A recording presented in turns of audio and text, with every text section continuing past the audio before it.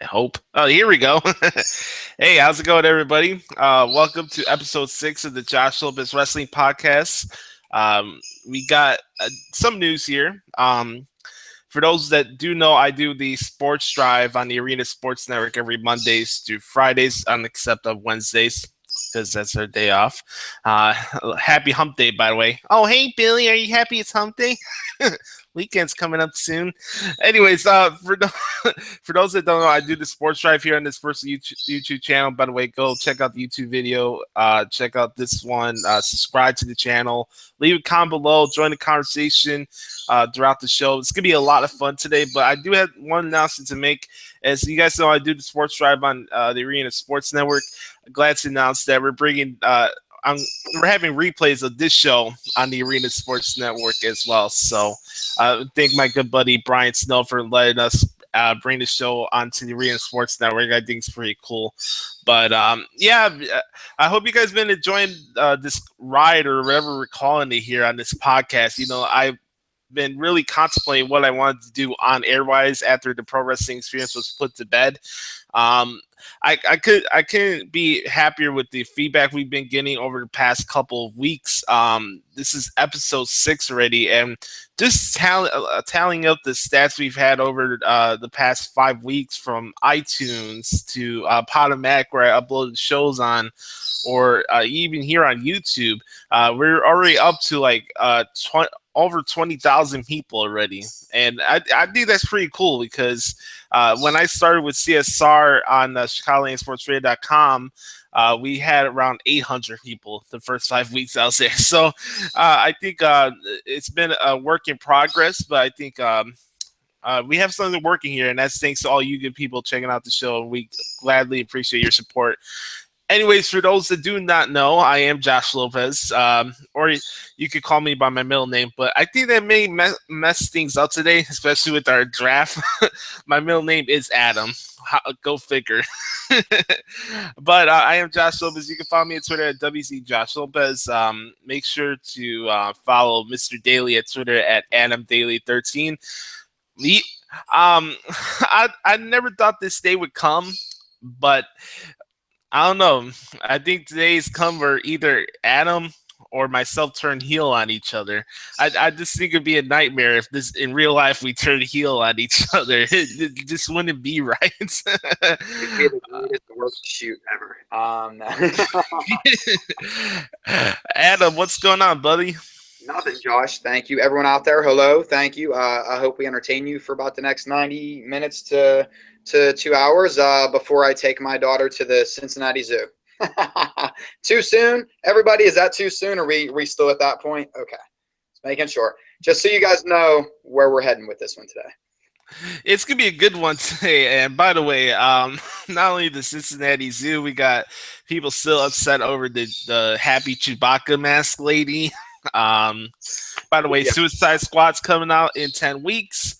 I got to see X-Men Apocalypse this past Friday. I thought it was really good. I hope you guys get to check out X-Men very soon.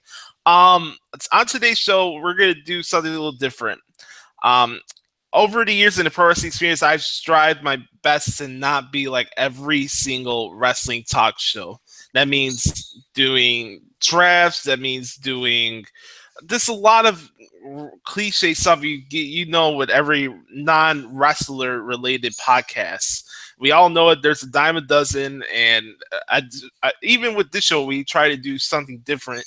But over the time, and I thought this was the best time to do this, especially with the announcement last Wednesday about the brand split and all the draft stuff coming up.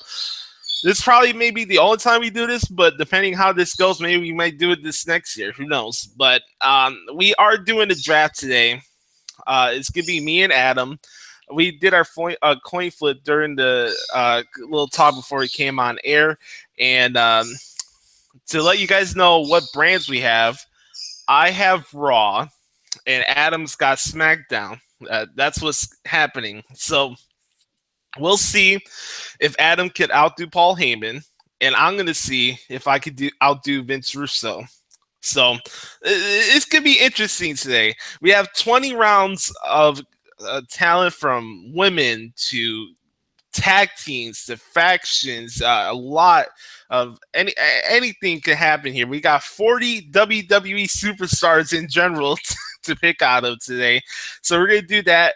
After that, we'll talk about Raw this past week. I'll talk about what I noticed from the show that went over people's head. I'll also talk about Money in the Bank. That's coming up in a couple of weeks. I'm looking forward to that. That match card is already looking to be lit, if you know what I mean. And I have some TNA stuff I need to get off my chest because last night really brought things back to perspective to me. And when you think things are bad, you need to realize there's far worse things in life. Trust me. I'm gonna use the Jake the Snake Roberts line. Trust me. Anyways, I guess it's good to start off with the draft. But before we do get started off with the draft, Mr. Daly, is there anything that you want to say or get off your chest, wrestling related wise? All right, well, let's put this out there. When we did the coin flip, I did win the coin flip, and I chose SmackDown. I'd like to put that out there because I want to prove that I can make SmackDown a better brand than Raw. So, guys, that's the way it broke down. So I know everyone says Raw is the flagship. Well, I'm taking that Heyman role, and I'm making SmackDown the better product. You know what? He's good trying to be Paul Heyman, but I'm going to get the 7 million people that have left wrestling in the last 15 years. So this is going to be interesting. I never pulled a Vince Russo before, but who knows? Maybe we get there today. I put the group chat in the room that me and Adam are actually recording the show on, but I do have a separate link where I'm tallying up like what picks we have throughout this thing, and then I'll share that link to you guys once the show's over, so you guys can catch up with this. There's no point system. This is for fun. There's no prize at the end of this. This is a platform for us to show you guys our creative ideas and kind of give you a preview of what to expect with the brand split that is coming up in July. So this could be a blast. Brother, are you ready for this? I think it's going to be pretty cool. I think the biggest thing out there, too, guys, is remember, there's like no right or wrong answers. Just like you're going to see this on a million other podcasts and video casts and stuff. This is just about peaking. Like, I want to see what kind of, what Josh is piecing together. I kind of have a blueprint on like what I kind of want to do. And, every show's doing this, guys. So it's, we're not putting any weight into, well, I think this is what Raw is going to do. And this is what, no, this is, if we were just running a shows, this is all fictitious, guys. Keep that in the back of your mind. Please, everyone with the oversensitivity, just relax, because I'm sure there's going to be some picks that people are going to go, but that can't happen. Well, we're going to have some picks. So be prepared. Yes. Just like creative, everything's subjective. Get your head out of your ass, please. And don't mind me just combing this gorgeous Stanley Cup champion or playoff field. I don't want to say championship yet because it's only a 1-0 series, but yeah, three more. Hey, I'll give you this. Your series is far more interesting than the NBA finals. Hell, WWE puts better sports entertainment than the NBA. That's how predictable the thing is. I'm going to get in a lot of trouble for saying this, but because it's the only thing about Pittsburgh that I truly love. Everyone knows that I'm not really a big Pittsburgh fan, even though I'm born and raised here. But the Penguins are the one thing that hold my heart. But I don't know, man. I just think that I don't think the Penguins are a Stanley Cup championship team. So I think that we're going to win the cup, but I just don't think – I think it was a weak league this year. And I'm sorry, whatever. I know Pittsburgh fans, please don't hate on me for that. I'm just being realistic. So I just think it was a weekend. I'm not saying I won't take a championship, but it was just a weak NHL season this year. Shout out to you, Scar, by the way, and all my Raider Nation that's supporting the San Jose Sharks. Raider Nation's going to be pretty good this year too. By the way, I've been doing some research for the upcoming football season, so we'll probably get to that before the football season comes. Me and Adam are big. We're football fans, but we're not big endorsers of what the league has became over the last couple of years. So we'll see what happens. Anyways, I guess it's time. Don't want to make you guys be like, oh, when's the draft starting? All right, Ryan, Justin, calm your tits. We're going to do it now. Damn it. Now, here's the thing. Since Adam won the coin flip, he's going to make the first pick of the draft. I will go after him. So we're going to do it this way.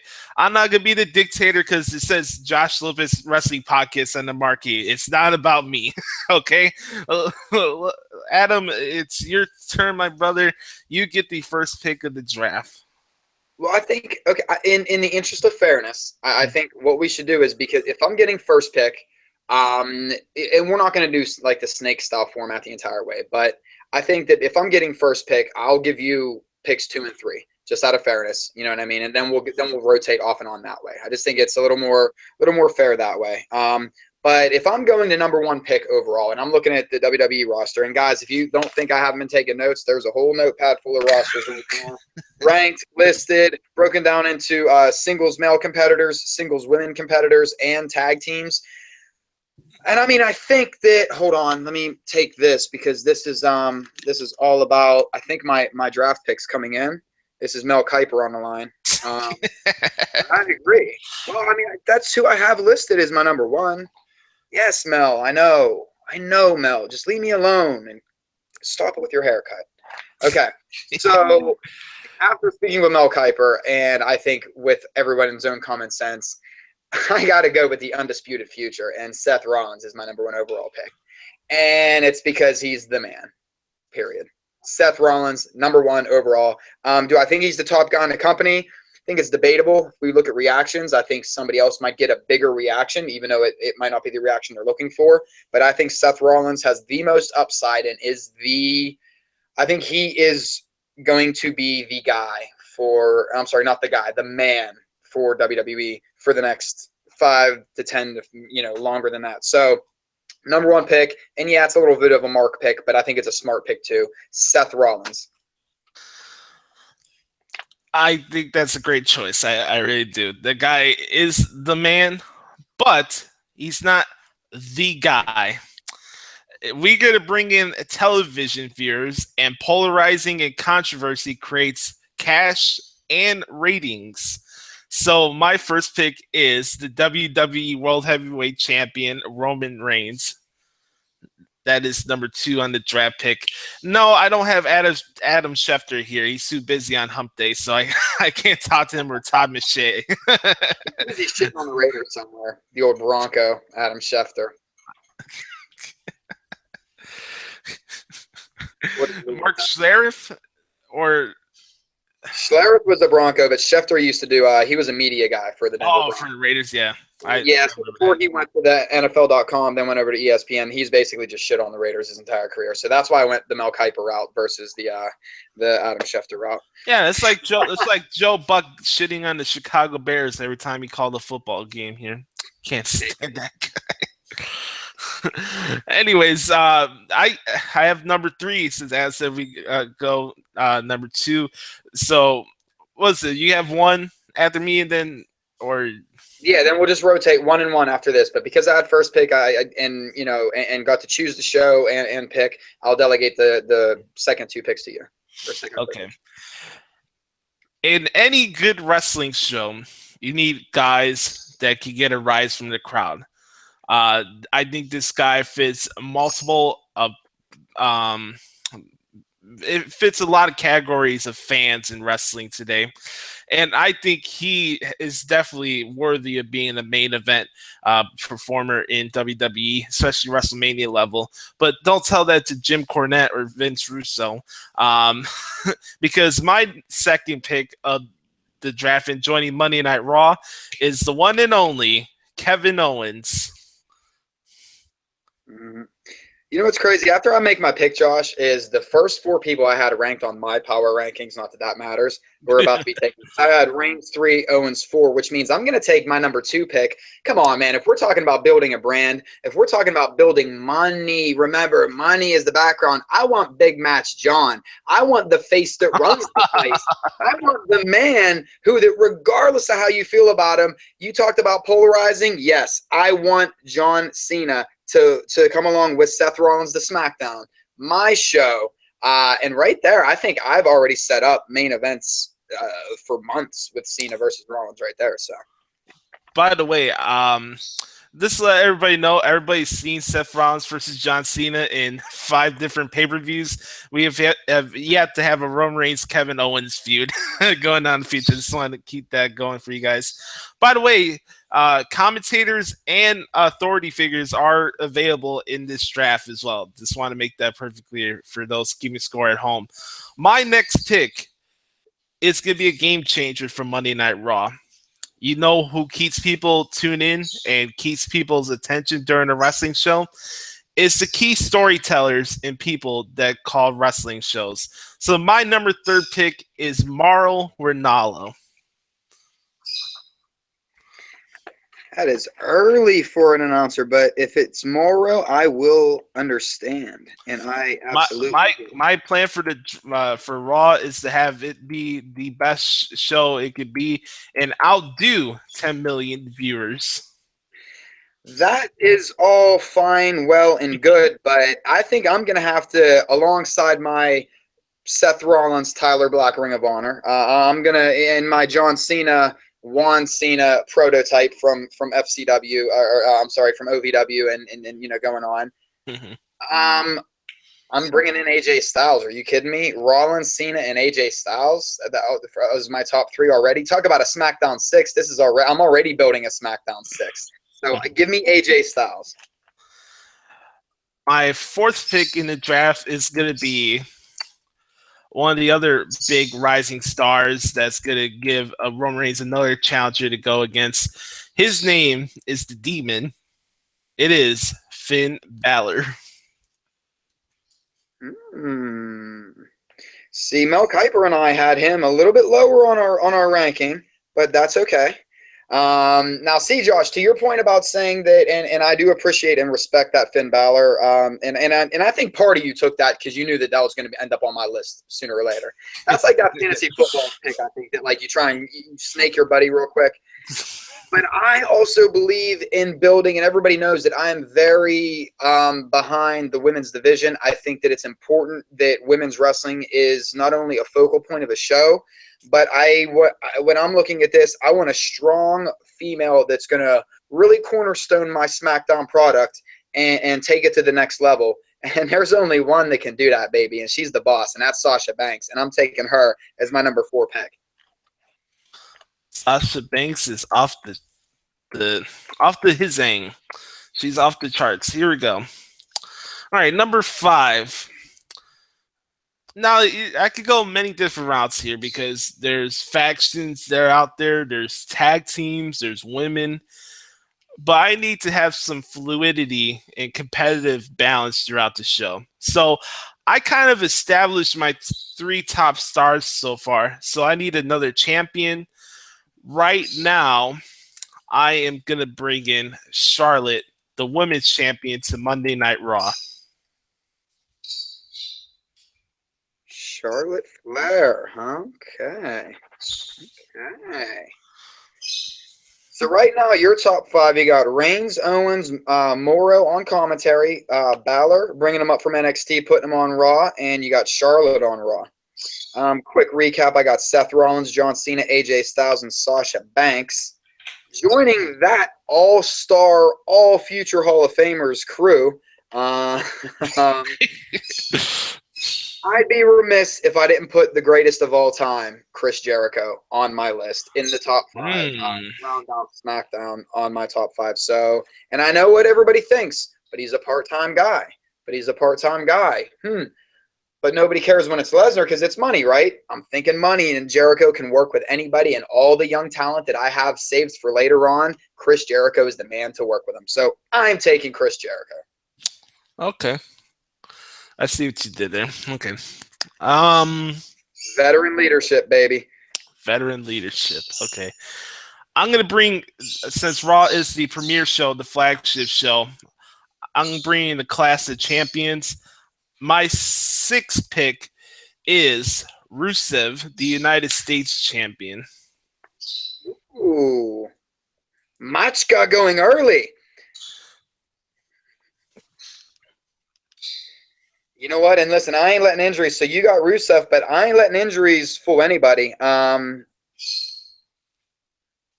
Listen, he might not be. WWE might not know how to write for him, but I do. I want Bray Wyatt. Period. Bray Wyatt. Okay, Bray Wyatt's off the list here. Okay. Not bad. 7th pick here in the Josh Lopez Wrestling Podcast draft. Okay, so I got world champion, we got the women's champion, we got a U.S. champion, which I think all three of them are destined for long title reigns. But they do need competitive guys to give them fits throughout their title reign. I think this next guy is definitely a game changer, and I could write for him and actually give him a personality instead of just letting him come out with a hat and walk around with terrible theme music while he throws his hands up in the air on the ring steps. My number 7 pick is Sami Zayn. Look at you going with more of a youth movement, I believe, huh? Mm-hmm. All right, now I want to stay a little consistent with the women's division, and I think it's imperative that I snake someone from NXT right now before you do, because yes, you have Charlotte, but that's pretty tough when I already have Sasha Banks, and I'm going to add Bayley to that mix, because Sasha and Bayley already on my SmackDown side, I think is starting to trump your Charlotte side title. Listen, I don't need titles for my show. Stories and matches tell themselves, so I'm going Bayley. My show Monday Night Raw is about It Factor, and nobody involves It Factor more than Shinsuke Nakamura. That is my 8th pick in the draft. Nakamura to Monday Night Raw. What's funny is you have like the IWC lineup, and I have like the corporate. Not lineup. really. If you look at your SmackDown list, it's like yours and mine. Let me get Nakamura off my list. Hey, by the way, folks, if you guys want to react to our picks so far, comment below in the YouTube video or send us a tweet at WC Josh Lopez or Adam Daly 13. Want to get you guys' thoughts so far? Yeah, pretend I'm the Jets and just keep booing me. I like that when that happens. Do they still do that at the draft? Right, all the Jets fans get boo, boo. And I can't take Sidney Crosby, right? Even though I should be able to, I can't take. Okay, I can't pick Patrick Kane either. I guess I'm gonna keep slipping Penguin stuff in there. All right, so you got Nakamura at 8. You know what? I want to add a little international flavor too. And again, it's all about solidifying that women's division, and I want to make it a little bit of strong style too. I'm going with Asuka. Asuka. Okay, we got 3 women off the board for Mr. Daly. That's not a bad thing. It's all good. It's all about a preference. Asuka, not bad. Okay. All right. Number 9 and the 18th pick in this draft. I'm going to go with a woman I feel that could give Charlotte a run for her money. And that's Paige.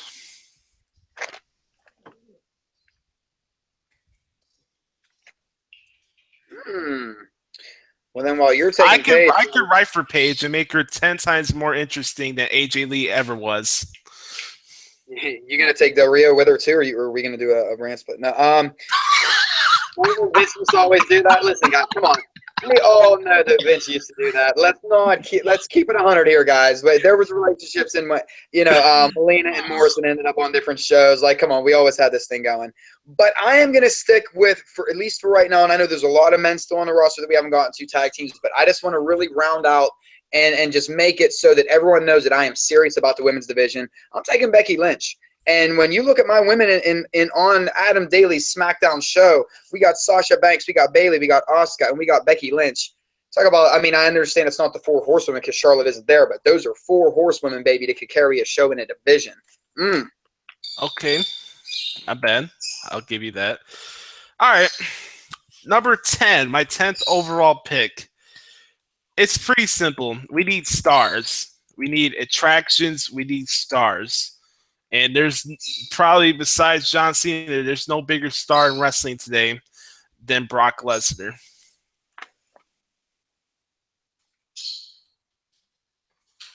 And Raw is a better fit for him, Mr. 3 matches a year anyway. No, it's money. I guess that's that money pick. I know a lot of people are saying why, but I'm gonna go the opposite direction because even though their WrestleMania match didn't really do much for either, I don't think. I think that there's a lot of future and upside in Mr. Dean Ambrose. And I think with Seth Rollins already on my roster and Dean Ambrose there and Cena there and Styles there and Jericho there and Wyatt there, Dean Ambrose would round out my 6. So really my first male picks would be Rollins, Cena, Styles, Jericho, Wyatt, and Dean Ambrose. That's a SmackDown 6, ladies and gentlemen. Well, it is 2016 and not 2003, and I'm going to have a fluid roster, and I'm going to round this out perfectly right now because right now my 11th pick is the WWE World Tag Team Champions, the New Day. It's the 3-hour show. You got to have guys that get reactions and get you interested throughout a 3-hour show. Mm-hmm. Let me see. Ooh. And speaking of getting reactions, I think somebody that has really been getting reactions lately, and I think that finally he's getting the respect that I think that he's deserved for a little while now. But I also think this is the best he's ever been. I'm taking The Miz, the Intercontinental Champion. Oh, okay. I'm forgetting about the Intercontinental Championship, my favorite title. No way. Put The Miz on SmackDown. We may even go 30 rounds in this little improv on air, by the way. I like where we're going here so far. All right. Number 12. Entertainment's the key. Entertainment drives in casual viewers and people that you relate to. And with this pick, I am going with Enzo and Cass. Oh, bada bing, bada boom. How you doing? Okay. See what you're doing, building up the tag team division. You're building up the tag team division very nicely on your Monday Night Raw set. And you have a lot of young superstars, but I can't keep forgetting to reiterate that I am really trying to build a strong women's division. And just like you said, sometimes there needs to be that selling power. There needs to be that controversy. There needs to be that cross-branding and cross-pollinating into other media outlets. That's why I'm taking the heat seeker, Eva Marie. Oh, God. That's exactly why. Female Roman Reigns, baby. Yes. Bring her to SmackDown because I will know exactly how to book her. Give me Eva or give me death. All red everything. We just found the Johnny Manziel pick of wrestling right now. Well, hey, she is a heat seeker. I will give you credit that your reasoning behind it makes perfect sense. Trust me, I see where you're coming from. You know what? I am going to improvise. We are going 30 rounds. This is going by fast. All right. Okay. Number 13. I think it's important that while you do have youth, you do have competitive veterans that establish validity in the rise of these stars. This guy will be coming back soon. Whether he's a good guy or a bad guy, it doesn't really matter. This guy still gets one of the biggest reactions from the crowd, and he's one of the most consistent performers in wrestling of all time. Number 13, lucky number 13, is Randy Orton. Damn you. This is the part of the fantasy football draft that we always start just throwing stuff at people because you stole my pick. All right, so you got the master of the RKO. Correct. You know what? I'm going to go. Oh, man. Looking at who I got down here. Let's see. With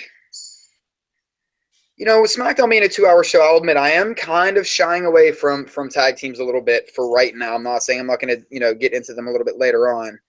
Mm-hmm. But I really want to build up. There's just something special, I think, in building up with certain superstars. And, this is a guy that right now I'm not personally high on him, but I think that there are big plans for him. And I can't believe I'm saying this, but lucky number 13, which is my number, which is fitting. If you know, I'm taking Baron Corbin. I'm taking a lone wolf, Baron Corbin. I think there's some interesting stories I could tell with Baron Corbin and Cena and Styles and Ambrose, Jericho. I'm going Baron Corbin. All right, I'll give you that. Not bad. Number 14, I'm going to make this pretty simple. And you need another guy in the main event scene that could bring in some more competition as well. I can't pick Bray Wyatt. He's off the list. If there's anyone that I'm pissed so far that's already off the list, is Bray Wyatt. But in the spirit of being creative, and I can help this guy become a key attraction star, not only in the domestic market, but internationally. Number 14 is going to be Cesaro. I'll admit I was toying between Cesaro or Corbin for my last pick. So good minds, brother. Good minds. You got Cesaro. You know what? I'm going to. You have your announcer. I'm taking my announcer. The Steel City Savior is going to have to take the Savior of Misbehavior. I got to go with my boy Sterling James Keenan, a.k.a. Corey Graves. Pittsburgh born, Pittsburgh bred. That's going to be my SmackDown announcer. Okay. All right, Corey Graves. By the way, for those that are keeping score at home, I've actually added the extra rounds. We are going 30 rounds because this is getting interesting. We might have managers soon. We might have factions. And keeping consistent with my tag team division, you need heels, and I can't find better heels right now in the tag team division than Carl Anderson and Luke Gallows. The Club is coming to Monday Night Raw with Finn Balor.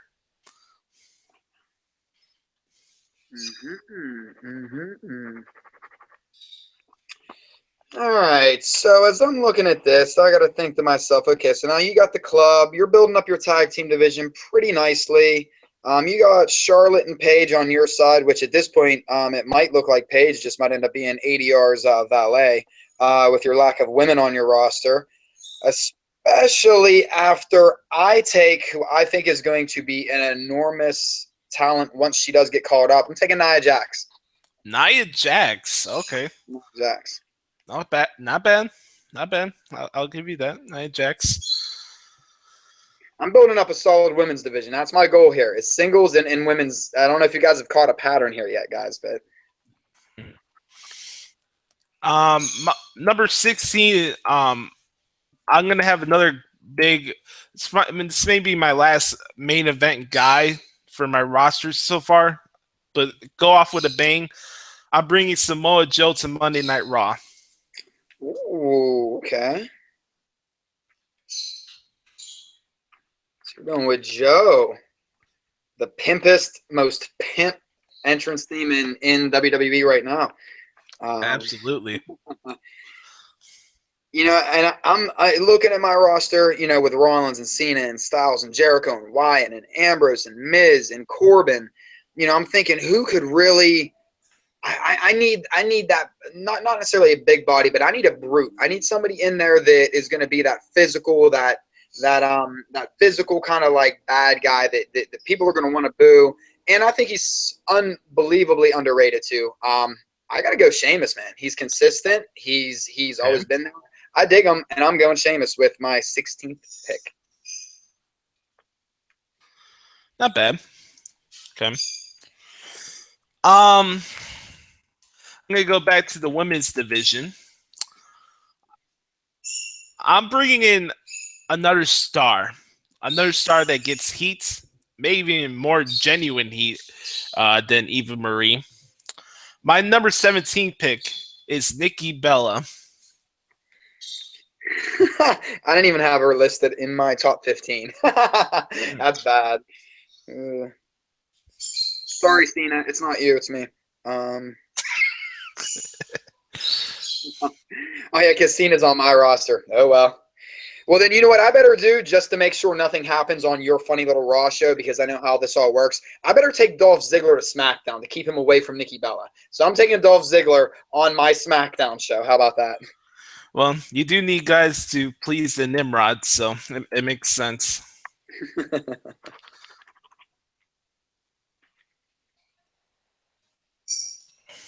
Okay.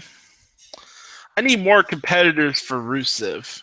And that being said, he is the United States champion. It's perfectly fine. I think he's a very fitting guy for that role. I know that this guy is kind of underappreciated. I think this guy is kind of overlooked. I can make him interesting with his character, especially with his athletic ability. It's not Kalisto, but I am bringing back to Monday Night Raw Neville. I like it.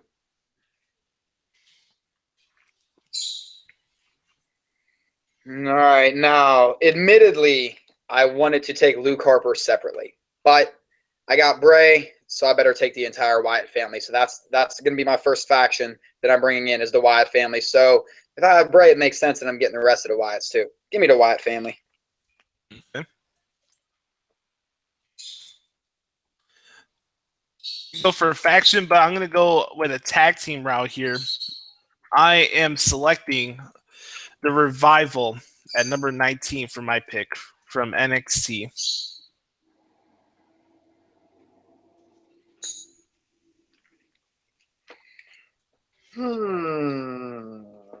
So you're going with the Revival. I am personally going to go with Breezango, because we know this isn't going to last long. Whenever they split apart, I'm going to have two singles competitors. Plus, Breeze and Fandango, guys, to me, is one of the funniest tag teams right now. I think that the Hansel and Zoolander vibe that they give off, I think yes. I couldn't agree with you more there, bro. So great. This putting the competitive stuff to the side, I couldn't agree with you more, buddy. That pairing is hilarious. And I'll admit, I like that they're doing everything they can to make sure everything ends in dongo. Like, everything has to be like this dongo, that dongo. Yeah. I don't know. It's really funny to me. But that's my perverted mind, guys, so I'm sorry. You know what? You brought up competition and in-ring guys. This guy's kind of older, but I think in a mid-card, upper main event level guy, in my opinion, coming out of NXT. I know a lot of TNA fans will disagree with my standpoint here, but I don't care. My number 20th pick is Austin Aries. I like that.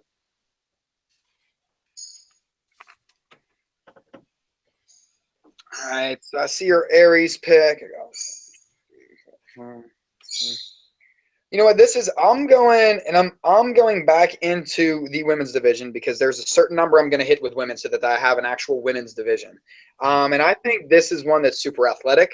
I think this is a woman that's very underrated. I think that even though right now she's out with injury, I think that there's a lot of upside to what she can do. I'm taking Naomi. Naomi. All right. You know, I like that pick. And one of the things we've kind of been missing out so far in this draft is the fact of managers and valets. And with that being said, you can't have end zone cast without Carmella. So I think she'd be a good addition to the Raw roster.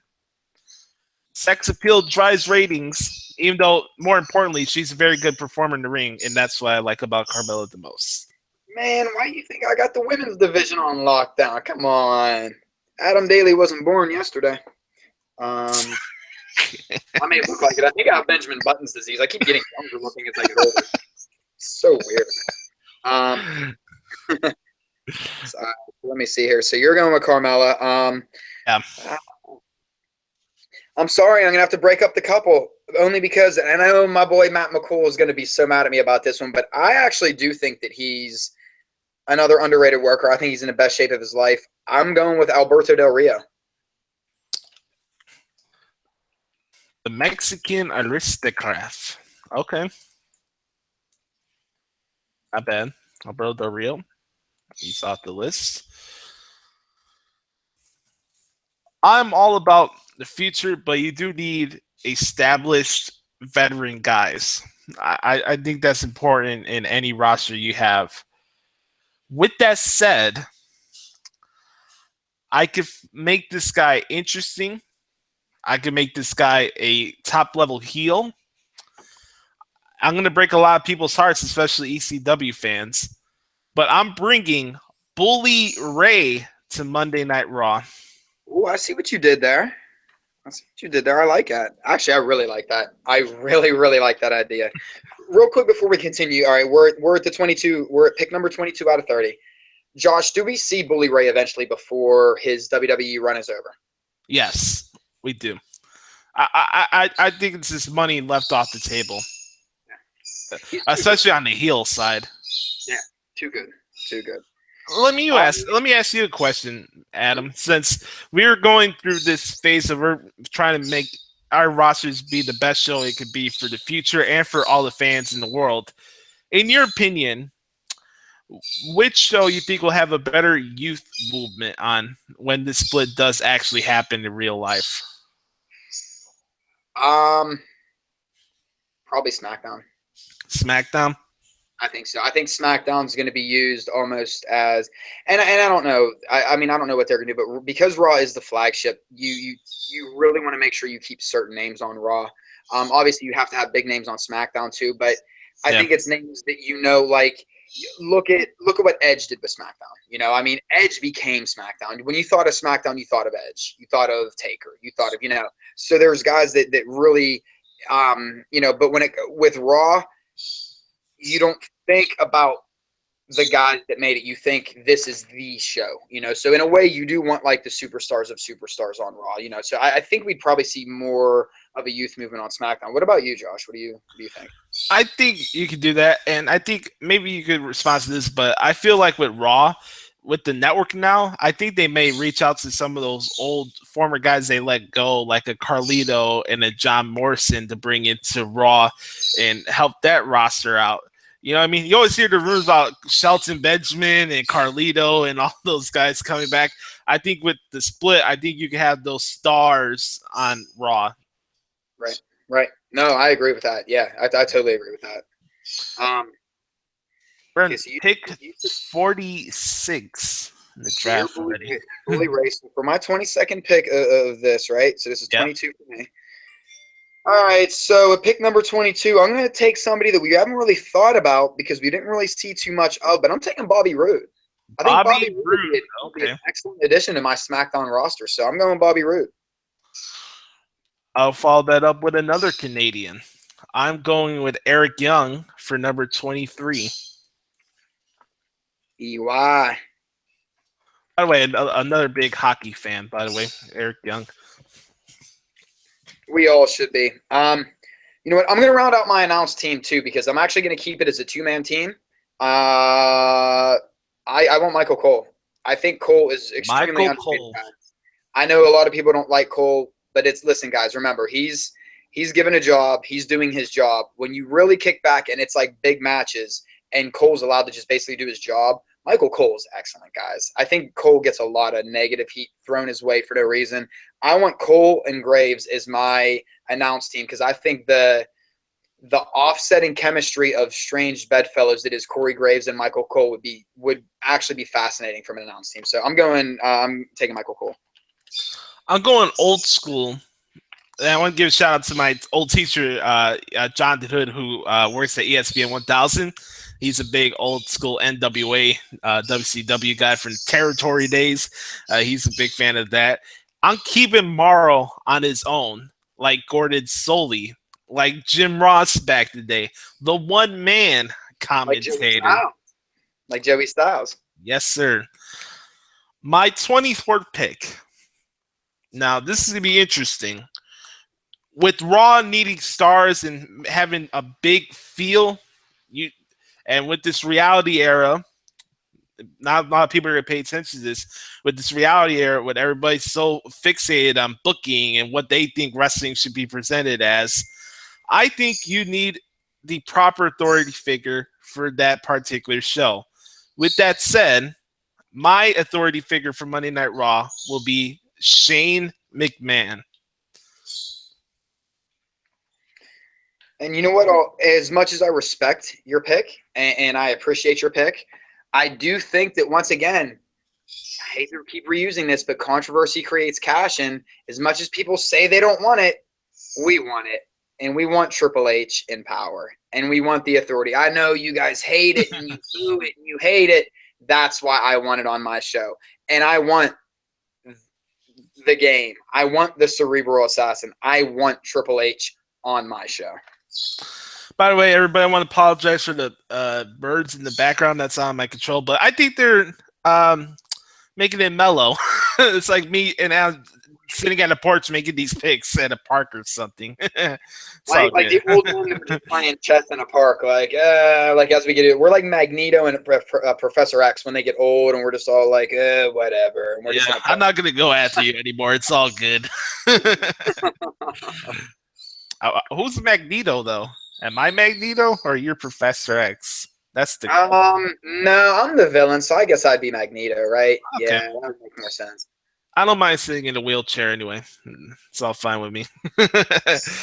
Mr. Daly, we have our authority figures established. You are going with the authority, right?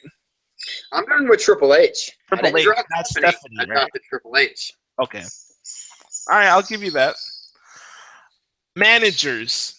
Now, unlike what they did wrong with Cesaro, and for those people that think that I never say anything bad about WWE and they never do anything wrong, I think there's so much missed opportunity left on the table with how the Paul Heyman managing role went with Cesaro and Curtis Axel and Ryback. I'm bringing Paul Heyman to Monday Night Raw, and he's going to be a manager for Samoa Joe and Shinsuke Nakamura. Okay? I am bringing Paul Heyman as my in-ring manager for Monday Night Raw. What's Brock Lesnar, another one of your superstars, going to have to say about that? Well, Brock Lesnar will feed for himself. Paul Heyman will disband from Brock Lesnar. And unlike what was so great about the 03 SmackDown, I think they messed up when they did the split with Brock Lesnar and Paul Heyman at the Survivor Series. It did not work out for the best, and Paul Heyman went with the Big Show. So good thing I don't have the Big Show on my roster. Poor Big Show. Poor Big Show. You know what? I think that it is time. It's late enough. It's late enough in the draft. I feel like this isn't a reach. I want, again, it's all about 1, 2, 3, 4, 5, 6, 7. I have 7 drafted. My goal was to get 8 women drafted. So this is the perfect time to slip in somebody that's on the injury list. But at pick number 25, it's safe. I'm going with Emma. The Emma.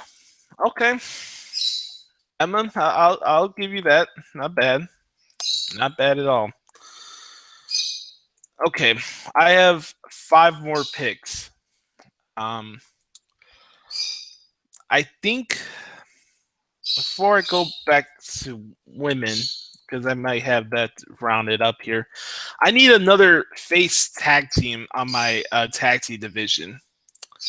And these guys are great performers. I think these guys have an appeal like the movie that came out, Let's Be Cops. If anybody saw that movie a couple years ago with one of the Wayans brothers. By the way, one of the funniest movies I've seen in the last couple years. These guys have a Let's Be Cops feel to them, and it's going to be American Alpha.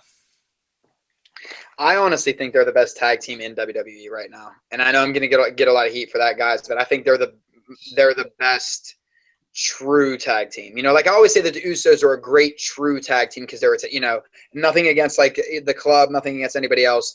There's just something about American Alpha that they do wow me a little bit. They really do. I think they're high energy, everything. That's a good pick, dude. That was one tag team I was going to try and snake from you. So good call. Yes, sir. Mr. Daly, what do you have next? Let's see here. So, looking at this here, man, we really went through. Just because we need a little comedy relief on my SmackDown show, I want the Social Outcasts. I want because, again, this is another faction that if need be, I could put up, have three great talents right there, or talents that I can utilize for other things. So, and you can write for. Right. Yep. And you can write for them. Social Outcast, not bad. All right, I'll give you that. Unlike Al Snow last night, I will make wrestling great again. And another guy who's on a campaign to make himself great again is Darren Young. You need comedy relief? I'm bringing Darren Young with Bob Backlund to Monday Night Raw. DUI. Good call.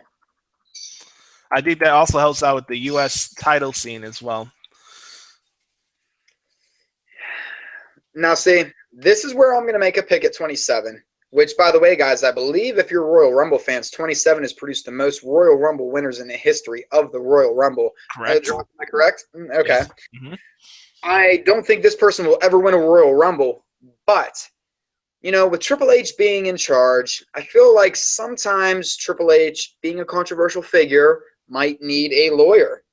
And because he's still under contract for some reason and he's still listed as an active superstar. And, I'm going there. And because I want a right-hand man next to my authority figure that's always sipping coffee just saying, yep, agreed. I'm going with David Otunga, baby. Otunga at number 27. Let me utilize that dude. Okay. Not to ruin it for Stan, because Stan's a big David Otunga fan. If I could have just drafted... I have nothing against David Otunga. He's a Chicago guy. I give him a pass. It's all good. If I could have just drafted only his bow tie, I would have. But I'm going to go for the whole Otunga. I think my tag team division is pretty stacked. So I'm one of the other elements to having a good wrestling show or television show, and my goal here is about having ratings. You need established backstage interviewers and ring announcers. So a little addition to this, we'll get to select who will be our backstage interviewer and ring announcer for our shows, okay? My 28th pick is going to go like this. I'm having Dasha Fuentes from NXT as my ring announcer. She has the appeal like Melissa Santos on Lucha Underground. And I'm having I'm having the new blood, Kathy Kelly, as my backstage interviewer. Okay. So if we're doing that now, is that counting it in one of your 30 picks? Those two, it's like a combined number 28? Yeah. Mm-hmm. All right, I'll do the same. Listen, if you're passing up on Renee Young, you're a fool. So I'm definitely taking Renee Young as a backstage interviewer. And in ring, I know I can't, but I'm going to, because just out of respect and because I think she was going to be great. I really am going with Brandy Rhodes. Brandy Rhodes is released, by the way. I know. But I'm bringing her back in. All right. It is our show. We have that power to bring talent back in. Listen, I just don't want to drop Lillian. I love Lillian, but Lillian might be on her way out. And this is fantasy booking, so I'm going to pretend Ethan's coming back, Brandy Rhodes, whatever. I pulled some strings, and and that's how we were able to get her back. I think this guy has it factor, but I think this guy needs somebody to write for him. I really do. This guy, I've seen him perform in AEW. This guy has a nation to himself. I'm bringing Apollo Crews to Monday Night Raw. I was wondering how long he was going to hang out for. I will say this before I get to my final pick. The one thing that I want is I want a great established referee, an honest man, and a very honest man, an honest referee, and a man that exemplified SmackDown for decades. Out of retirement, I am bringing the man, the myth, the legend, Jimmy Corderas, just because he's a fantastic human being. Jimmy Corderas is my referee, SmackDown. We got to make this 31 then, because I need a referee of my own too, damn it. By the way, shout out to Jimmy Corderas. He was a former guest on the PW show, and also Adam and Sam got to interview Jimmy Corderas last year. I think it's on the Wrestling Rumors YouTube channel if you guys want to find a replay. It's somewhere out there. Yeah, he's a great guy. Great guy, too. He really is. He is the man. I am going to go with a referee as well. And no, it's not Earl Hebner. After what I saw him do last night, Earl Hebner has just gone down the tubes for me. And he's kind of shady like Little Nate, so I can't trust Earl Hebner in big situations.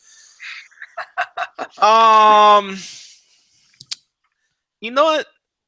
I'm going to go with a guy that I've grown to like during the JBL and Cole show. He has his own donut shop in Kansas City. My referee for my brand is John Cone. What kind of shop does he have in Kansas City? A donut shop. Oh, I thought you said an ice cream shop. I was going to say, wow, that makes a lot of sense. A dude named Cone having like an ice cream shop. That would make a lot of sense.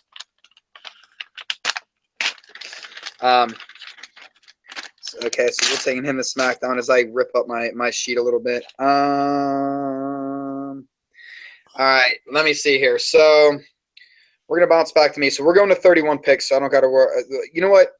Someone that we're overlooking, a tag team that we're overlooking that I think has a lot of potential going forward, especially Aiden English. I think he's an incredible athlete. Going with the Vaudevillains. Vaudevillains. Okay, not bad. All right. My last and final pick of the draft may shock some people. It may not. We'll see. I think it's important to establish stars. I think with the proper writing, I think we can do this the right way. Man, I'm really torn up with this. I really am.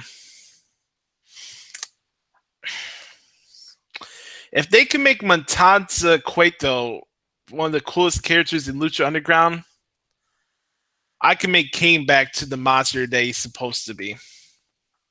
Okay. I'm going with Mr. Glenn. Now, here's the thing with Kane. He could also be a comedy guy, or he could be a governor really soon. A mayor in Tennessee somewhere.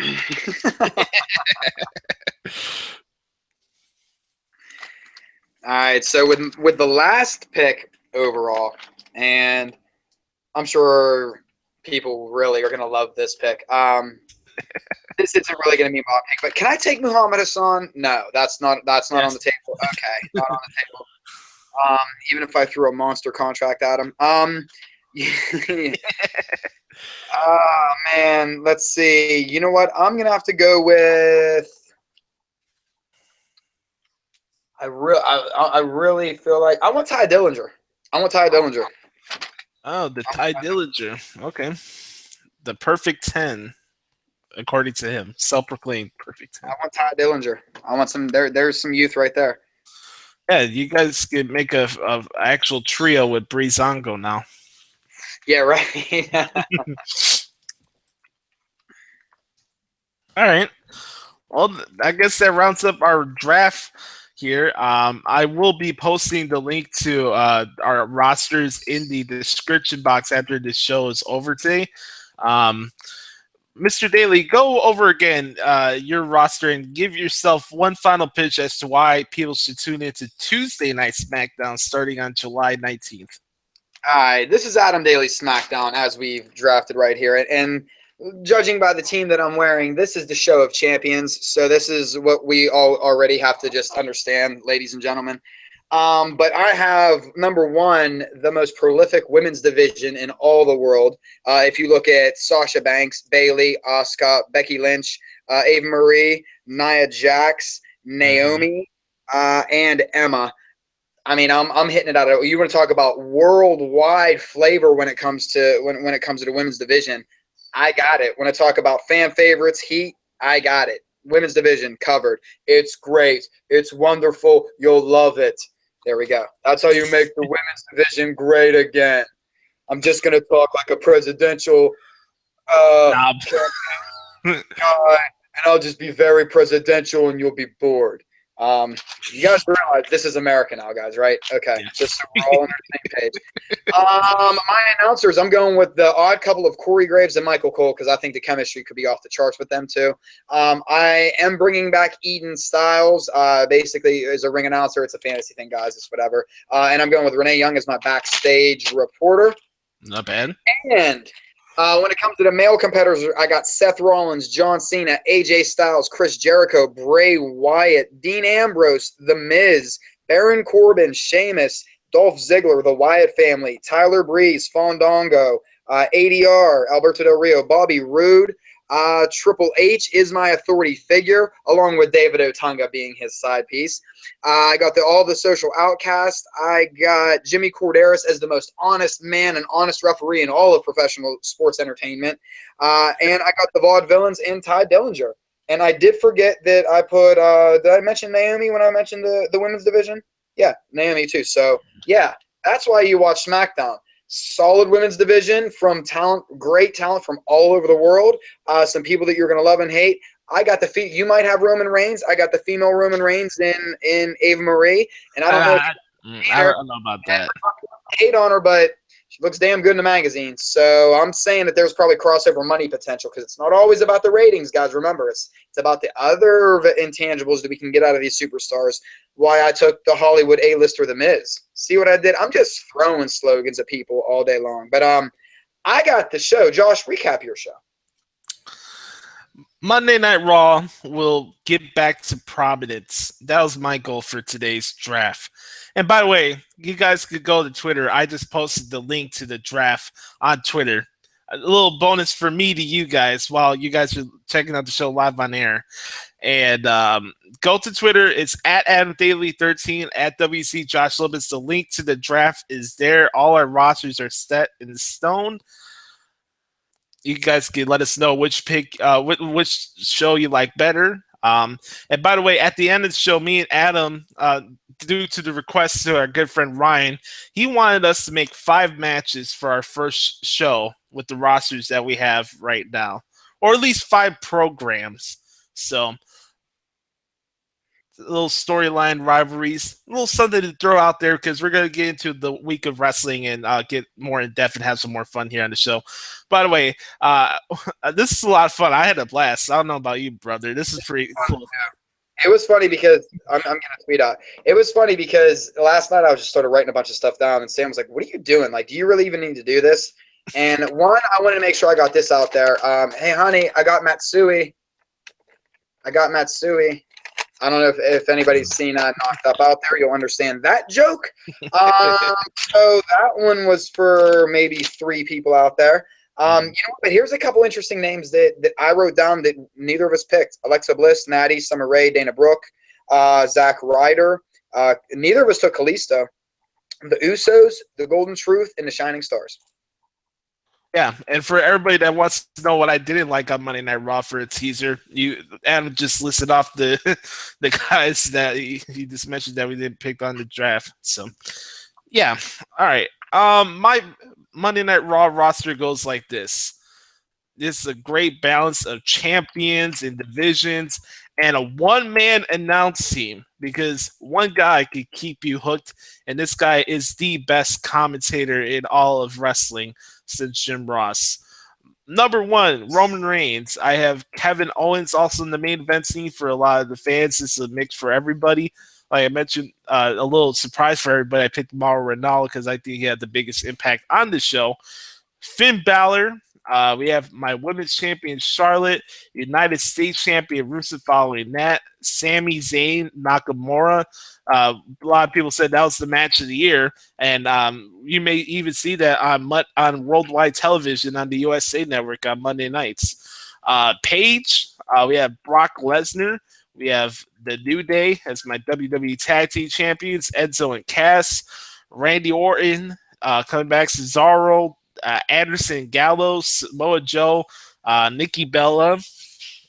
We also have Neville, The Revival, Austin Aries, Carmella, Bully Ray, Eric Young, Shane McMahon, Paul Heyman, American Alpha, Darren Young, make Darren Young great again, Dasha Fuentes, and Kathy Kelly as my backstage interviewers. Apollo Crews, John Clone is my referee, and Kane. So that's Monday Night Raw. That's my Vince impression. We're going for a first 5 matches, aren't we? Yeah, 5 rivalries, storyline programs, whatever. At the end of the show, before we head out here, we'll make those official. I already got mine written down, dog. Come on, I can think about it. I don't need to. Cena Styles. Oh no, I can't do. Okay, yeah, end of the show because I already got Rollins and Styles against each other. Okay, yeah, we'll do that at the end of the show. All right. Let's go into the week of wrestling. There was some controversy about what happened in New Japan's Best of Super Juniors tournament. I don't know if you saw the match yet, Adam, or not, but a lot of people are ripping the Ricochet Will Ospreay match for the Best of the Super Juniors this past weekend, and Vader was saying that this is not professional wrestling. He could find high school gymnasts to do stunt shows like they're doing in the ring. And this also brought a lot of people that are talking about not selling, nobody telling a story in the ring, just flip. You know, the regular stuff that usually comes with this crap. My point of view is this, that wrestling needs to evolve. I think Lucha Underground, out of any wrestling show, really appeals to what wrestling is today, and it's a show for everybody that can enjoy it. You got your good storytelling, but also, yeah, maybe some of the guys don't sell on the roster, but to say they don't tell stories in the ring, I think that's pure and other bullshit. I'll be frank with you. I think that's bullshit, and I think that's a lame excuse. I think you need to evolve with today's wrestling product, and okay, so what? We don't have a match where 30% of it is rest holds and hammer locks and all this stuff.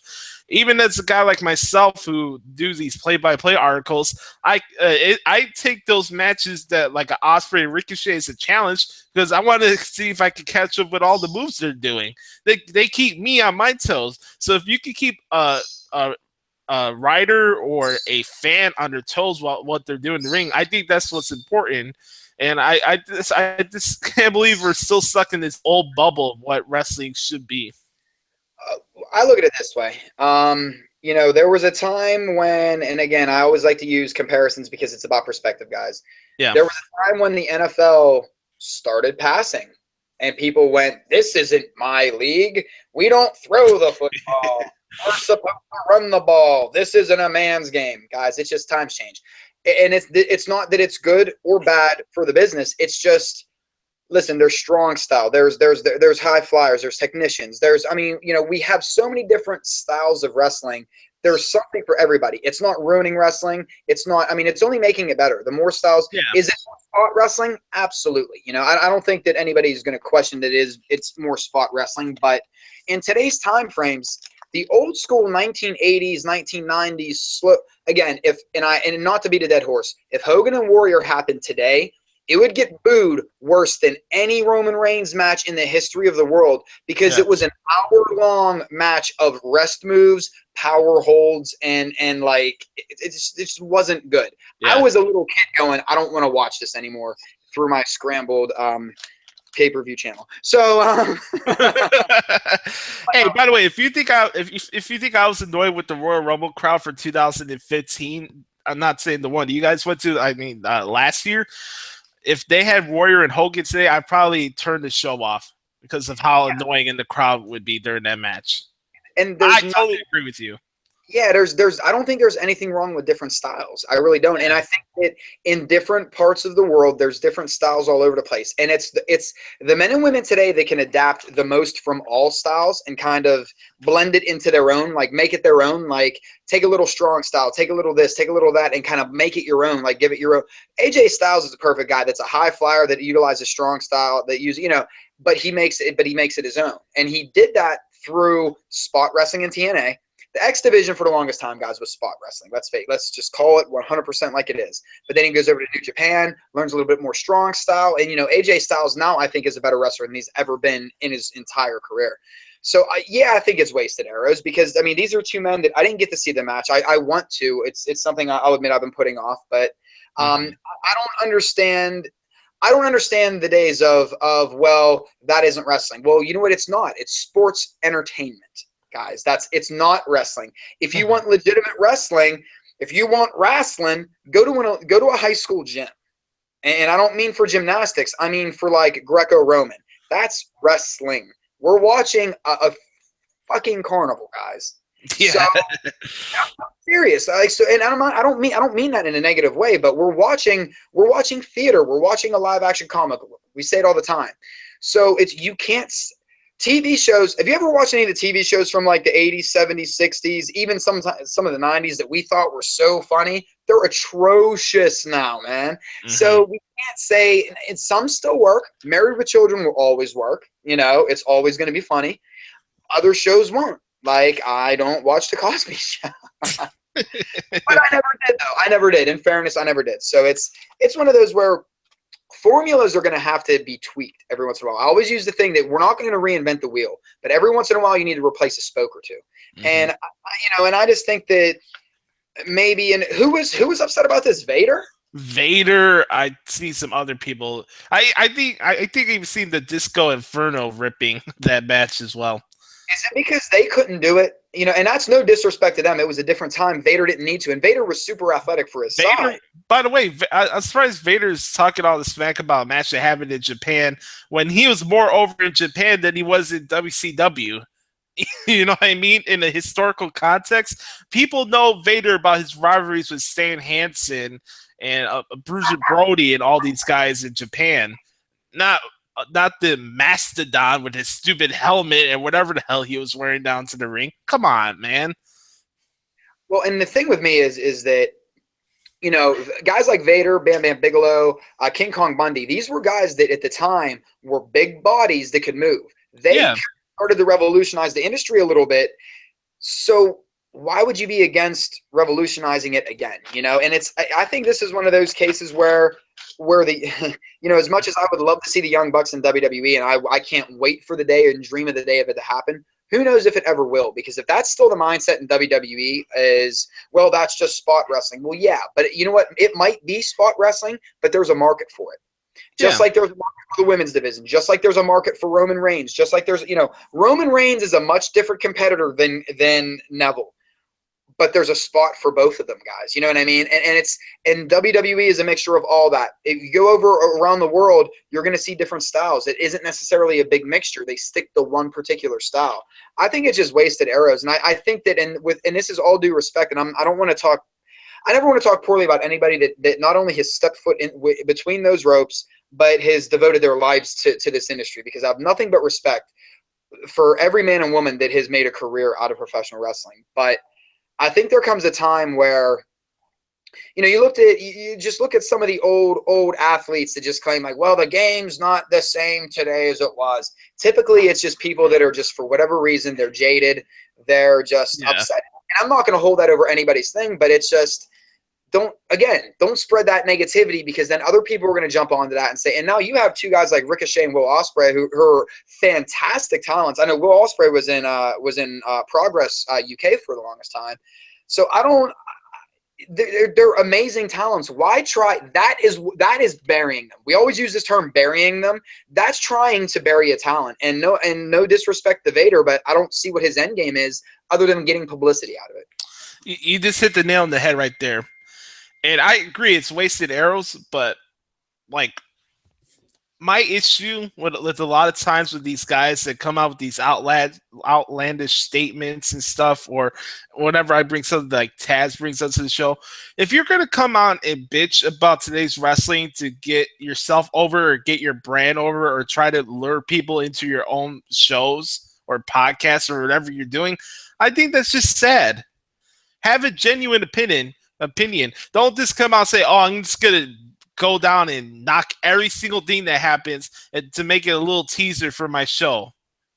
And not every time I make a tweet, I put hashtag Josh Lopez Wrestling Podcast or send a link to my pro wrestling tee store. I would never do that. I didn't do that when I was with the Pro Wrestling Experience, and I'm sure as fuck not going to do it with this show, no matter how big this show gets.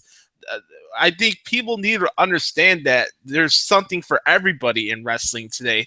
And okay, maybe WWE's not your float. Maybe you enjoy Lucha Underground anymore. That's why I promote the shows. Like Adam promotes Progress UK and all the other other indie promotions that are out there as well. There is balance. I mean, look at the drafts we had today. I think we've had a fair balance. I wasn't just straight, oh, who would Vince McMahon want on the show? Even though my preferences was on being television viewers, I had a good balance of guys that Smarks or IWC fans would like, and we had you need to have a balance. And like I reiterated on the show so many times, I'd rather be neutral and fair and look at the bigger picture of wrestling than go by this preconceived notion or narrative that's not true, because this whole form of entertainment is subjective. So what am I getting out of it? You know what I mean?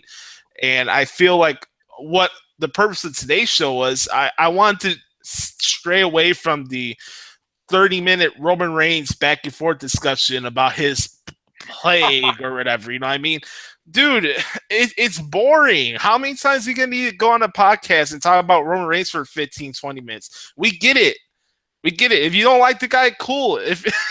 But like I said, the only reason why I appreciate the guy for what he does in the ring and the reaction he gets. I'm not a fan. I'm not a marker of Roman Reigns. I'm not going to be buying every t-shirt. I'm not going to buy the stupid Superman punch gloves. I'm not going to buy the vests. But just because you say one good thing about Roman Reigns does not mean that I'm a mark for the guy. And I just hate this bullshit where you got to label somebody because my fucking opinion does not agree with yours. And you know what? Not to beat a dead horse and not to keep quoting Judd Apatow movies, which I'm going to keep doing today, but, you know. Man, I don't blame you. Yeah, but, you know, like, listen, this whole thing with, like, Roman Reigns, it's beating a dead horse. And, you know, at first, kind of felt bad for the girl, but then by the end of it, you kind of feel bad for the horse. Yeah. I hope people get that 40-year-old virgin reference, or I'm just really just shooting blanks today, and you can take that home if you want. But so yeah, I just think it's old by now, man. Because if you look at it, everyone's excuses are so, and this is where it's going to end. The excuses are paper thin. I will say, to the criticism, Roman's promo on Monday night was very weak. I won't hide behind that. Yeah, I thought that his promo was a little lacking. But at the same time, what have we always said, Josh? If they minimize his talking, and that's not Roman Reigns' fault at all. If they minimize his mic time, when they minimize his mic time, Roman Reigns is a lot more effective. And you know, I think that Monday night was not Roman. We forget, what is Roman Reigns supposed to do? Go to Vince McMahon and be like, "Hey Vince, I'm not doing this." Yeah. Nobody out there is gonna do that, guys. If you're at home sitting there saying, "Well, yeah, I would tell Vince," no, you wouldn't. No, you wouldn't. He's signing your checks. You're gonna do whatever he tells you to do. Exactly. And you know what? Like, even there, like you said, it was lacking. Like, Roman Reigns said what he needed to say. I mean, for the storyline purpose, right? That's what he needed to say. Was it fiery or passionate or like energetic like John Cena's promo, which I thought was really good this past Monday? No. But like you said, he wasn't out there going on a 15-minute soliloquy about their history and all this stuff. We know their history. He pointed out the facts. He came down here last week and Rollins ran away. And he's like, hey, let's go. I'm the guy you want to come after me and try to take away food from my family's table. Come out. And you know what? Let's go to Raw because obviously, like I said, I think people. I said this on Twitter on Monday night, and maybe people agree with me or not.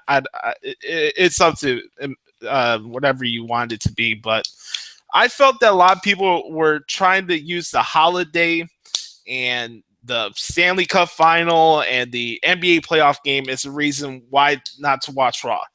Now, listen, how many times have we talked on the show about you could watch whatever you want when you want? If you're so fixated on what was going on with the hockey game and the basketball game, and it was a holiday and you were in the mood for wrestling, you have yourself to blame for watching Raw live. Now, I'm going to say this. Like I said, 52 weeks of television every single week. I'm not going to lose sleep. I'm not going to say it's all doom and gloom because a middle Raw in bumblefuck May of 2016 wasn't the greatest thing since sliced bread. Okay? You understand that? I said the show at best was decent or okay. I didn't say it was good. I didn't say it was great. I didn't say it was awesome. But at the same time, I think there's a lot of stuff on Monday that went over people's head because they were so fixated on what was going on with the holiday and everything else, and they were expecting WrestleMania go home show or else. And by the way, if you were expecting the draft on Memorial Day, you're a freaking moron. I'm sorry. I got to be flat honest with you. If you were thinking that they were going to say, oh, who's going to be running Raw the moment they announced the thing last week, you're a Nimrod. You're a Nimrod. It's like, so why don't we start with the Super Bowl and just work our way to the preseason? Let's do the football season backwards this year, guys. Let's start with the Super Bowl, and we'll just go all the way to yeah. I don't get it. What's the rush? Like, for example, when Kevin Owens came up, right, and he took on John Cena, and he beat him first thing, Elimination Chamber. By the way, yesterday was the 1 year anniversary of Owens beating Cena in Elimination Chamber. And everybody's like, put the title on him now. Put him in the main event of WrestleMania now. What's the rush? I get it. I'm excited. Adam's excited. Everybody's excited for the brand split. We all are. We're looking forward to it. But what's the fucking rush? We got one of the coolest pay-per-views of the year, Money in the Bank, coming up in 2.5 weeks from now. And we're all fixated on the draft. Calm your tits. Calm your tits. You know what, dude? And here's I want to get your opinion on this, Josh, because I think that this is, and I don't want to say that people are short-sighted, but we forget this aspect of it. You know, we all want our favorites to be the champion, or we all want our favorites to, we want them to strap them or put the belt on them or put the title on them, however we want to word it. Yeah. But once our favorite superstar gets the title, what typically happens? We kind of go, all right, yeah, they're champ. Hey. Now what do I do from here? Like a lot of times it's about the chase, but I think personally too, a lot of my favorite talents, like everyone says, well, Jericho should get one more title run before he retires, one more. In a way, and everyone knows I'm a huge Jericho mark. Yeah. I want Jericho to have another title run because I think a lot of times if you put a title on somebody, specifically your main title, you kind of limit what that person can do. Yeah. You limit the creativity with the character. You limit the creative ways that you can go with storylines because you're the man when it comes to, it's different in the tag division, the women's division, the undercard titles. It's much, much different. But whenever you're looking at the main title, it has to be booked in a certain way that is going to be polarizing enough to grab onto not only your hardcore fans, but casual fans and really try to break through into pop culture. Yeah. And that absolutely limits what story they can tell because we're not going to see, the days of, and I'm not saying I agree with this, and I always like to bring this up as a joke, but we're not going to see like the Katie Vick days anymore. You know what I mean? Or any of these guys. We would absolutely not see those kind of things in a world championship storyline in today's world when these guys are going on SportsCenter and these men and women are going on SportsCenter and going on talk shows. And I mean, look at Cena with his Ellen shorts on. I mean, respect to Cena. Ugly shorts, respected a man for sticking to his word, you know? Yeah, or like Eric Bischoff trying to pull a Bill Cosby on Stephanie McMahon for mind game reasons. You remember that when he was like all over her and stuff? Or we're talking about Orton when he had Triple H? No, Eric Bischoff. Oh, I thought we were talking about when Randy Orton had Triple H handcuffed in, because I remember that too. That was uncomfortable. I didn't like that. I was going, but no, you know what? It's one of those where I don't think you know, I do. I think that a lot of times when you finally put that title on somebody, it limits what they can do. It limits their promos. I said, look at one of our favorite guys, Josh, me and you, CM Punk. In my opinion, 30 times better without a championship. Correct. Creative, better on the mic, more creative, could do more things, could get away with more. You know, so maybe that's why, guys, I think a lot of times we need to kind of pump the brakes when it comes to the WWE World Heavyweight Championship. I also think that the whole everything's the greatest of all time or the worst of all time thing stuff has to stop. I mean, enough already, please. Okay, Raw wasn't earth-shattering, but to say nothing happened on the show, obviously you weren't paying attention to the show because a lot of stuff did happen on the show on Monday. It just went over your head. For example, I like the fact that Titus O'Neil is getting an opportunity here. And you've seen the reaction from the crowd this past Monday when he was going after Rusev. By the way, everybody's like, oh, why is Titus O'Neil going after Rusev? Go look and see what happened on SmackDown this last week, and you'll know why. Right. So that's another thing. People say, oh, that's filler. Everybody was bitching, oh, why is Titus O'Neil not getting opportunities? Oh, he's being pushed back because, he wanted to hold Vince back during the whole Daniel O'Brien thing. Look how much of a hypocrite you are. Oh, really, Titus O'Neil, that's the best you could come with for the U.S. title feud? Really? Do you think part of it was everybody was so dead set that Cena was going to come back into that title picture? So when it wasn't Cena, yeah. And that's all it is that people were proven wrong. So of course it's the worst thing ever. They can't just like go with the flow and go with the punches. I'll admit, and Josh, you know, we talked about this last night. I'll admit I didn't like Raw at all on Monday night. I mean, I liked a couple spots. I thought the backstage segments with Jericho, Owens, and ADR, and then the other one with Sami Zayn, Ambrose, and Cesaro, I thought they were great. The Cena AJ Styles club segment was phenomenal, I guess I should say, right? Yeah. I thought it had good moments, but, you know, like we talked about this, and I think that it was what a holiday show always is. Now, here's the one thing I'll say. Yes, I am saying it's because it's a holiday show because typically their holiday shows aren't really as good, guys. I mean, that's something. But at the same time, what would we rather have, a rerun or a brand new show on a holiday? You know? I mean, we did get some stuff out of it, but we shouldn't also use that. It's like people were waiting to use that as an excuse. Like for me, I got done with the Penguins game. I was on cloud nine because the Pens won. So really, they could have gave me whatever, and I would have been like, whatever. It was Monday Night Raw. It's Memorial Day. I didn't expect much, you know. But I didn't expect much out of Raw on Monday. So the little tidbits they gave me, I took it and was like, okay, cool. At least we got some stuff to run with. I think people need to be a little bit more realistic in it because, again, guys, it's a holiday. They're not going to work these men and women like to the bone on a holiday. And at the same time, you have to understand that they know not a lot of people are going to tune in. Yes, their entire show was based around John Cena's segment. Period. That's absolutely. And if it was the marketing tool, then it worked out. You know what I mean? It worked out in a great way. And I said this on my little preview on my YouTube channel before Raw came on air that the show had no chance with all this stuff that was going on. I already knew that. I'm not dumb or naive. I know Raw wasn't going to be bigger than the ratings. But by the way, you're not big in the whole ratings things. We don't really pay attention to that stuff anyways. And you know what? By the way, I do like the other separate stuff that was going on. The Enzo Cass stuff with the Dudleys was really good. The promo Enzo and Cass cut in the ring I thought was really good. I know some people were 50-50 on the opening segment. It wasn't like, they're going to be like, we don't know the branch that was happening, but at least they acknowledged it. At least there's people that cared about the whole thing. I thought New Day was funny, the thing. That's why I liked the opening segment.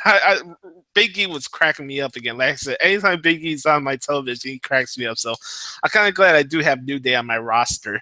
But at the same time, Real Uh-huh. quick, not to cut you off, Chuck, just real quick about the New Day segment. I don't know if towards the end when they were doing the whole W, Lovely. he was grinding his hips like that. I don't know if he was staring at Shane or Stephanie, but whoever it was so.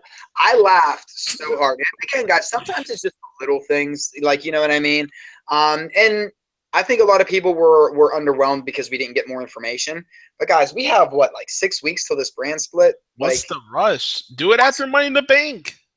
Financially and from a business model, it doesn't make sense to give. Again, if you go shopping on Black Friday, are you going to give all your Christmas presents away the next day? No, you hold them for Christmas. So why are they going to give us everything now just because we know something's coming and something's, 6 weeks away, 5 weeks away, whatever the case may be, 6, 7, I don't know, whatever. But why are they going to give us, it's not Easter yet. We got to wait for the bunny to come. I say this a lot, and I think it's true in life and just anything in general. You got to pick your hill to die on. Is a Memorial Day Raw a hill to die on over the fact that they didn't give you a go-home show to Mania-worthy show? Like, come on. It's 52 weeks of television. You got to be realistic. You're going to have shows like this. I'm not using the holiday as an excuse. Like I said, I thought the show was decent. Adam didn't like the show. That's fine. But I didn't like it. I was 50-50 on it. Honestly, for me, it felt like any other. I was in between two. But I feel like people were, I didn't expect much going in just because it was, and on Labor Day, same thing's going to happen. I won't expect much going in but again, guys, think about it. This is one of the few live shows that no matter what the holiday is or when the holidays fall, they're giving us new product. All of our favorite other shows aren't coming back till the fall, or they take 8 weeks off here, or they do. You get a new show every week live on Mondays, regardless of what holiday it is, regardless of whatever this, that, or the other thing. So, we got to remember, guys, how many of you at home bitch about working on a holiday? Think about these men and women that are constantly traveling, not spending it on the road too. On the road. So kind of take it for what it is. Don't use it as an excuse to bash the show, but kind of, understand that as much as I hate to say it, we're never going to get like a 5-star show on a holiday. We just aren't, No. And I was surprised that we even got as good of a show when Reigns won the championship off of Sheamus towards the end of the year. I was surprised that show went over as well as it did, only because typically I don't want to say a dead show, but that's typically a dead show too. Yeah. I did like the main event though. The Jericho Owens, Del Rio versus Zayn, Ambrose, and Cesaro match. I thought that was a good 6-man tag match. By the way, I found it interesting that Big Show is doing something with Apollo Crews, kind of be like a mentor type of thing. I don't know if that worked. That was something that caught me off guard. I did not see that coming. Who knows? I didn't. You know what? It was interesting, but at the same time, I don't know. I want to, and like we keep talking about, like I want to know more about Apollo Crews. Yeah. Do you think it did anything for him? In a little bit. I mean, at least he's talking with other people. It's not just a random interview that's not genuine with Renee Young backstage. So I'll give them that. But let's talk about the big stuff that happened on the thing. I do agree with everybody. I think it's a missed opportunity, and I think it's just bad in general to have Rollins running up down the stage like a pansy 6 times and not say one word, or at least even fight in the ring with the guy. I don't know what that was trying to do or what purpose that served. I actually liked Reigns' promo in the thing because it was short and to point, and he told the story he needed to say. But there's no excuse for that. You can't have a guy who could tell a great story on the mic like Rollins, especially in a grudge feud like this, especially over the title he never lost. You gotta keep going with that. You can't just have him run down stair, and then he drags his ass walking while he's doing this. Did it annoy you? Yeah. And he's the bad guy, right? Yep. And wait. So now, hold on. Let me get this straight. We keep saying on a week-to-week basis that no matter what Seth Rollins says, he's going to get a crowd pop, right? Correct. Take the mic out of his hands. It was for us. It was to get us to not think back to Silent Jericho whenever he came back in 2012. Yeah. I remember. It was a way for us to resent Seth Rollins. And I think that I liked it. I dug it because at least in my opinion, I think that's what they were trying to do, because you want to take the wind out of the Rollins pop. Because right now you want to build Reigns as, regardless of whether he's getting booed or cheered, you want to make sure he has because he's your champion, you want to make sure he has a bigger reaction than his challenger. And the best way is that, and guys, Rollins has always been that tuck his tail between his legs heel that's always kind of like ran away. He always was. So again, he was just being Seth Rollins. And I'm not going to say that it was like, oh, it was the greatest spot. I think it was very smart, though. I think it was smart on WWE's part. And I'm not saying that I thought it was like, yeah, super entertaining, but I understand what they were trying to do. By the way, I think it was a smart choice for the women's division to do like a separate tag team thing now for Money in the Bank in between. Like, I think sometimes with the networks now, and whenever this brand split happens, you don't need a women's title like match for every pay-per-view. So having Becky with Natty versus Dana and Charlotte makes sense, and I have no issue with that. Even if you consider it filler, yeah, maybe it's filler, but it's something for all the girls and at least having something to do. And, you know, I really dug that they put a video package together about Charlotte and Rick and that whole situation. I thought it was very well done. And I love the Stephanie and Charlotte confrontation backstage. I really, really enjoyed that. Nobody was really talking about that, but I thought Stephanie I don't want to say held her own. Stephanie did a hell of a job. You know, and again, I think Charlotte is something special, guys. And I know a lot of people, for whatever reason, don't think that she's been getting criticized, and I don't understand why. Charlotte is golden. She's awesome. She's awesome. I wonder where she's gonna go from here. I wonder if she's gonna be like a thing where Trish Stratus, where she's there for like 6 years and then she's out. I don't want to see that, but who knows? Hey, wrestling wasn't her first choice anyway, so she is doing this for her brother. So who knows? That's the thing you gotta pay attention to, especially with how long she's gonna be there. She's not old. I mean, she's still pretty young, but we'll see what happens. I think like 80% of the roster is younger than me, like 90% of the roster. So I'm not saying any of these people. So I'm the old man of this bunch. Let's talk about the club, AJ, John Cena. Overall, in general, your thoughts on the whole thing, how it playing it out first. Overall, do you like where this is going, or you're like everybody else, are like, oh, Styles is gonna get buried again? So let's recap. AJ Styles debuts at number 3 in the Royal Rumble, ends up in the Rumble for about 27, 30 minutes, something like that. Yeah. Goes on the feud with Chris Jericho through WrestleMania. Goes on the feud with WWE World Heavyweight Champion Roman Reigns. Correct. And I understand there's losses and losses and losses. So now he reforms with the club and they take out John Cena, and he's going to be in a feud with Cena. It does, guys, why do we hang on the wins and losses? Please, can we stop with the wins and losses and appreciate the story? How many people walk around with Harley Quinn, Joker, Riddler, all these villains, these super villains from comic books? We all love them. We walk around with the T-shirts on. We do this, but they never win. Are we going to email DC Comics and tell them, hey, this is stupid? No. You know what? Again, like, what? I don't know, Josh. What do you think? Look at the reaction from the crowd from Green Bay. I hate Green Bay with a passion. I'm sorry, guys. That's the Chicago in me. Even I knew Raw had no chance because it was in bumblefuck Wisconsin. That's right. There's nothing to Green Bay besides the douchebag of all douchebags, Aaron Rodgers. Yeah, I said it. Screw Green Bay. Anyways, I'm sorry, guys. I let my Chicago in out on me. But like, this is cool. I mean, look at the reaction they had. People were going for like 3 to 4 minutes about let's go AJ, let's go Cena. It's reality era. Who would thought you see the guy from TNA, the face of TNA, versus the guy of WWE, the two faces of wrestling for the last decade in a way, if you look at in the full scheme of things.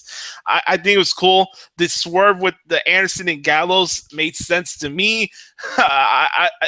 I saw it coming when Gallows had the mic in his hand. I knew something was going to happen there. But if you had a nurse where Cena did an AA to Styles, like, hey, remember when we were talking before you went on warm up on the phone? I was telling you maybe something where Cena's with Anderson and Gallows. Mm-hmm. It was the other way around. You know what? I'll admit they had me hook, line, and sinker, man. I bought it. And I should have been smarter than to see through it what they were doing. But I bought it hook, line. So whenever AJ turned, I would I'm like, I'm watching this like 1 in the morning, and it's But again, guys, like when you listen to that crowd, how in the hell can you say that AJ Styles is getting buried? This dude's merchandise is through the roof. He's in main event after main event after main event. Explain to me how he's getting buried. What Vader is doing to Will Ospreay and Ricochet, that's burying somebody, okay? Well, you want to talk about burying. How about hashtag hatch? Oh, Jesus. Oh. Are we talking about this now? Are we doing this? I just want you to let loose on this before we go to our final thing today. Listen, guys, I want to say the sensible answer and the business answer. Listen, it was brilliant because it was brilliant marketing. It got people into it, got people talking all weekend long. And you know what? Yeah, egg on our face for thinking it was going to be something bigger. And yes, it was the video game. Here's my thing with the video game. I don't need these big super reveals for these games anymore because unless there's a story mode game in there where like you can get arrested and like why is Goldberg on his way to Suplex City in a cop car? Anyway, do we really want to see that horrible match again? No, I don't think so. Obviously, guys, it was for the selling of the game and stuff. Don't be mad because we took the bait. WWE was brilliant with it. It was great marketing. I'm not saying I liked the payoff or enjoyed the payoff, but they enjoyed the payoff. And we were talking about this for warm up on Monday. I didn't know what this whole hatch thing was. Everybody's thinking it was a Bray Wyatt thing. People thought it was something maybe John Cena. You said maybe John Cena turns heel. I remember you saying that John Cena lets out his dark side, but. I've been indifferent to Goldberg his whole career. I'm sorry, guys. The only appealing thing I ever thought of Goldberg was his theme music. That's it. The guy didn't do anything for me. He didn't have any passion for the wrestling business whatsoever. You could see it, especially when he was during his run with the WWE. I don't know, man. I just feel like Goldberg appeals to those like douchebag jock guys, you know what I mean? He does nothing for a guy like me. Okay, WCW fans, you get what you want. We talk about pick your hill to die on. Be careful what you wish for. I remember when you were telling me about the fans like, oh, we want Roman Reigns to eliminate Batista in Rumble, but then the next year after they're booing them out of the building. And we have these Nimrods saying, oh, I want Goldberg back, but here he comes. Hashtag hatch. This what sanctuary does Vince McMahon own that he locked Goldberg in for the last 12 years? Like, come on. Another thing, I don't think Goldberg should have been. I'm not going to tell this joke. No, it's whatever. It's a joke. I'm just not cool with people being enclosed in chambers. That's all. There's a reason why the Elimination Chamber isn't called the Elimination Chamber in Germany. But that's neither here nor there. Yeah, it's send all your hate mail towards me. But why would you have a guy locked up in like some exactly? So as far as I don't. I get it. It was a great point for the game, but like unless something ties into like the creative mode where like I want to get in the creative mode, or in story mode, I want to be able to like get suspended or get arrested and end up in the back of a cop car with and your punishment is that you wrestle Brock Lesnar. That's the only. But like the commercial didn't make sense. I don't know. Yeah, I agree with you. Like I said, I'm indifferent in Goldberg. I really am. So good for the WCW fans. I mean, I guess. Yeah, for me, he beat Hogan, so that was the pinnacle of where Goldberg was. As soon as they had to give him a mic, but as soon as they were forced to give him a mic, he was done. I got a couple more things before we head out here. My friend Sam wanted us to answer this question. Who do we think will be the seventh guy in the Money in the Bank ladder match? You first. Heidenreich, no. Simon Dean, no. uh, Muhammad Hassan, no. Deuce and Domino, Oh, right. um, Scotty Goldman, Right? Yeah. Right. uh, Sexton Hardcastle. Okay, that's the last one. um, I think it's a good opportunity to have Bray Wyatt come back next week. Before you know it, everybody will forget about last week's Raw, and then we'll get back to things with Bray Wyatt going in and stuff. But it was important to point out the fact the draft's not going anywhere. It's coming. We'll be excited for it, but there's no rush for it. But I think Bray Wyatt would be the seventh guy. Yeah, I think so too. I think Bray's the seventh guy. I think that's why, they don't need to announce it right now. And I like that they're advertising it really with just the six guys. They're letting people forget that seventh guy was there. So either there isn't going to be a seventh guy or the surprise is going to be Bray Wyatt. And that makes, to me, the most business sense if it's going to be a surprise. And what if it's like a thing where they drag us out to the pay-per-view where we don't know who the seventh guy is, and then he appears at the pay-per-view? Mm-hmm. Exactly. Not a bad idea. I think it's that added element of right now keeping us guessing. Because think about it, we're on a week-to-week basis now. We're a show-to-show basis. It's, well, is there a seventh guy? Isn't there a seventh guy? I don't know. Well, if there is going to be one, I don't know. If they're going to be this. So it's at least this is the thing, guys. We can't have everything at once. Otherwise, the every road to every pay-per-view would be boring then. If we get everything at once, then the next three Raws are just going to be like, okay. And now the next three, you make the next three Raws filler. If you get everything on that first Raw, the next three Raws are filler, heading into a pay-per-view. But yeah. I think it's Bray. I think it's Bray. If you did, it would be filler. But I think what they're doing now, especially after WrestleMania, is like filling plot points in the right ways in these in-between shows during these big shows. But so far, Money in the Bank, we have Reigns and Rollins. So far, it's looking like it will be Cena and AJ, which is fine with me. I think that's awesome. Yeah, the Money in the Bank ladder match. What was Anderson and Gallows laying out the New Day? So you got New Day and Anderson and Gallows. That's fine.